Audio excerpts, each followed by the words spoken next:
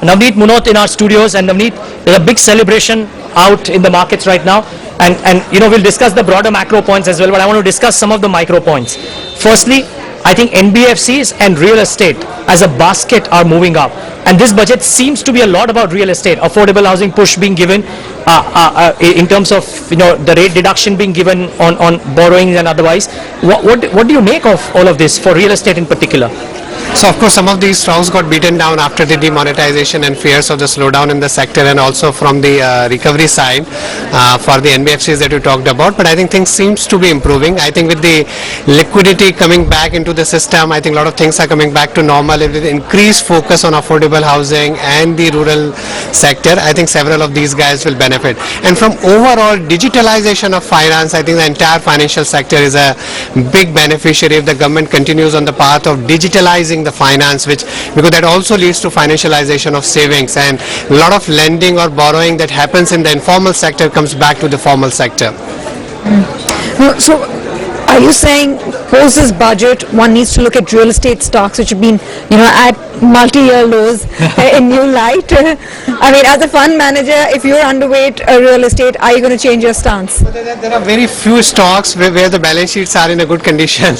In last few years, I think some of those have got beaten up quite badly. But I think structurally over a longer period, I think affordable housing is one segment, and it's not only about the builders, but I think several other companies are likely to benefit from the big push to the affordable housing. I see a big future for affordable housing. There is huge demand, the increased credit availability with the tax benefits. I think that segment could be quite big over a period of time. Are you going to be looking at PSUs, Neeraj? Are you going to be looking at PSUs in the wake of what the government has said, whether it's a new instrument in a new CPSE ETF hitting the markets? They're talking about an integrated oil major coming to the fore. There being new listings in the space. Is that a space where value unlocking will be seen over the course of the next 12 months? If there's one sector to watch out for post this budget, it's public sector undertakings.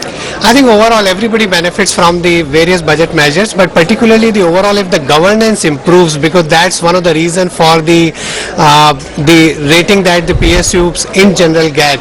And I think as the governance improves in India with the overall, I think with the more administrative reforms coming in, and I think government's increased focus on getting several of the other entities which could be quite big. For example, IRCTC could be one of the large digital play in India. Right. I think several of those could be beneficiary for, particularly in the PSU banks. I think one or two larger names which have invested heavily into the digital technology can take the benefit from the leverage post the demonetization. I want to mark some of the banking names, by the way. IndusInd Bank is now rolling on at new life highs for itself, 1313. ICICI Bank didn't have a particularly great quarter. That stock is up about 4.5%, accompanied by rate sensitives all through and through. Autos, M&M, Maruti, Tata Motors, all of these stocks. Eicher Motors, the numbers came out, nothing too special again, but rolling on at good impressive clip as well. Private banks, Navneet, they have rebounded after those 1.5 months of iffy moves. Is there more in store? It's a leadership sector. You need banks to perform for the index to move up higher.